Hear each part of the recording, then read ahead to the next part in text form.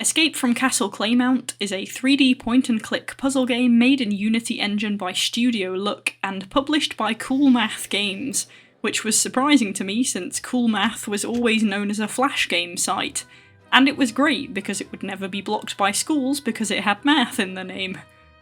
In the credits it said created by Colorbomb, and after a little searching I found that Colorbomb is the username of the creator of the independent studio, which is Studio Look. Essentially, it's one person, but the studio name is the official name for their 3D rendered games. They've got a page on itch.io where the game is mentioned as well as some other escape room style games, so if you like this content it might be worth checking out their other stuff. It was a quick download and loaded in a small menu with a title board and a camera pointed at a small cell window. A couple of things I noticed first off were that the game loads in a small window.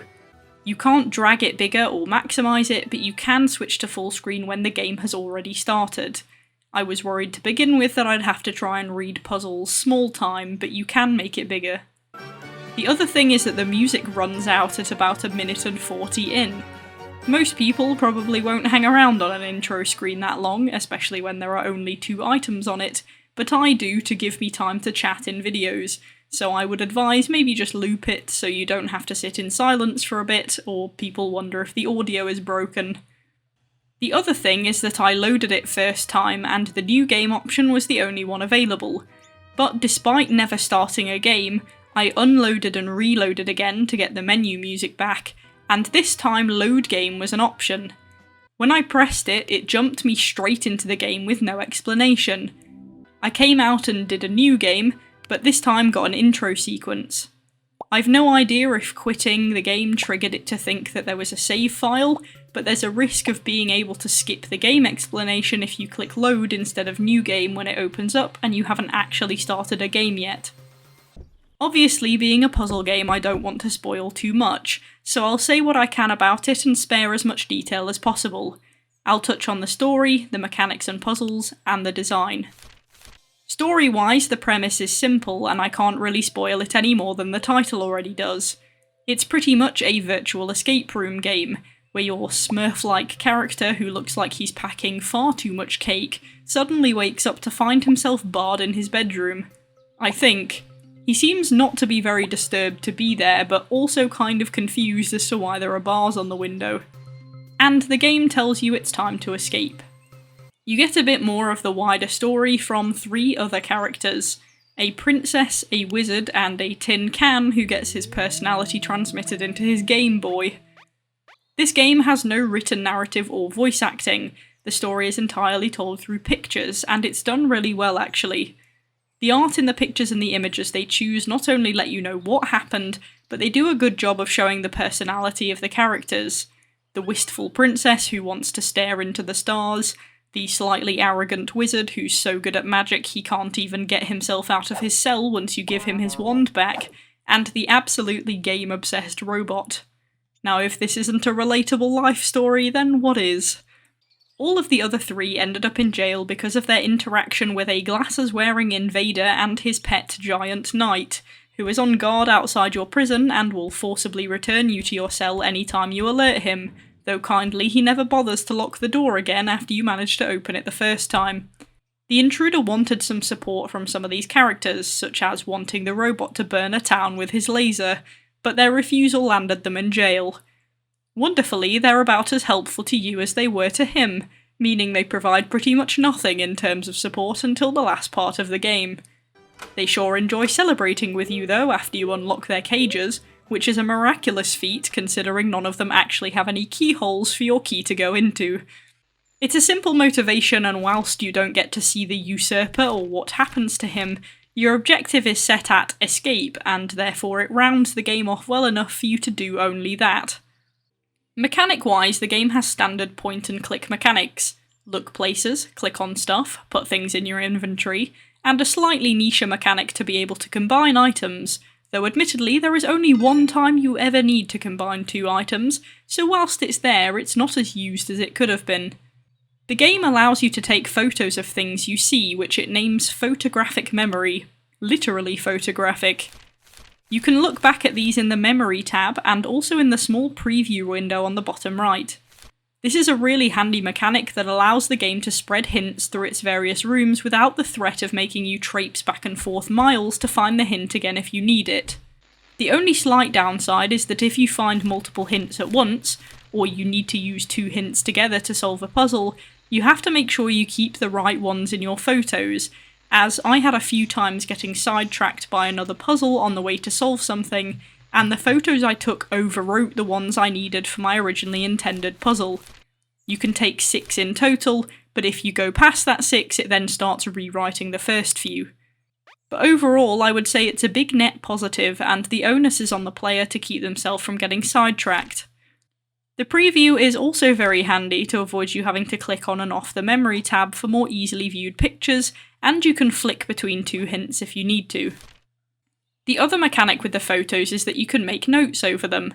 You only have 1 sheet, so it's not unique to the picture, and it also doesn't show up on the preview, it's only the images, but you can draw to your heart's content on them. My only critique is that the eraser is quite inaccurate, so you have to click a lot to find the right position for it to be in to actually erase. It was a bit displaced from my mouse cursor, and neither the cursor nor the eraser being over the line I'd drawn was the right place to erase. You can observe any new items you pick up, which the game encourages you to do with a new alert once you pick it up. Some things you don't need to look at really, like yes, that wrench is definitely a wrench. Some you do though, because they can be interacted with as individual items, which is a neat feature that you don't always see in games like these. Mostly, items are just put in or on other things. You also have a hint mechanic, which I tried a few times just to see what it said. What are you talking about? Of course I didn't need it, it was for testing purposes, shut up. It's quite direct in telling you where to look, but it doesn't feed you the answers. You still have to figure out what to do when you get there. Which, most of the time, wasn't the thing I had a problem with, so they worked well. Apart from one where I knew exactly where to look, but not how to interpret it. I got it eventually, though. I liked the puzzles in this game quite a lot, actually. There were subtle hints that answered what to do with certain things that easily could have been missed. There was reuse of certain mechanics and puzzle inputs for various things, which was different to what I've seen before. And the original room you're in is relevant all the way to the end of the game. You just expand your working area slightly as it goes along to introduce new environments. There was a bit of maths, a bit of pattern recognition, a bit of spatial reasoning, a mix of keys and codes, and some positioning of various items. It never felt repetitive, as even repeat puzzle types grew in complexity, and the variation kept it interesting all the way through. It also gives you good feedback if you give a correct solution, so there's no blurred lines if you're right or wrong. The design of this game is one of its best features though. It's made to look as if your player is a small character in a model castle set that's been photographed or recorded from an outside camera. The picture on the title is an image reflected in the camera lens of your character, but from your character's window you can see the camera. I'm not sure on this because there's some dedication to a few of the assets in the credits, implying that they're stock or pre-made assets, but in the credits you also get a picture of what looks like a modelled environment that's been done by hand and digitally rendered. It leads me to suspect that they actually physically created the environment and took pictures of it to use in the game, which if they did is a phenomenal effort. It could also be that they 3D rendered it and did that to make it look as if they'd made an actual model. I tried to confirm this through an email address I found for the maker, but didn't get a response. The animation has a great stop-motion kind of feel, and all the features of the environment are well varied and designed to look like a small-scale model. You've got pencils for the window bars, you've got matchsticks for torches, twisted wire for doors, a penny used as a template for a wall plaque, thimbles as plant pots, and cardboard cutouts of furniture, just for a few examples. In the outside areas you can see elements of a set room where the prop castle could be placed for photographing, with the exit sign for the larger room used to symbolise the exit point for you actually in the game. The texture differences and interesting objects make for a really nice game to look at and detail to appreciate. Outside of the actual game objects, the characters have their own textures and look to be made of felt, plastic and metal, and the environment walls and features also match really well. It's an immersive environment and has that really personal touch.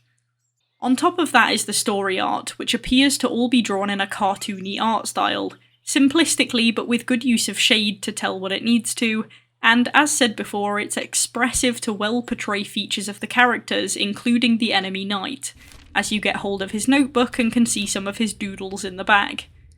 The sound effects are all good, and there isn't actually any music in this game.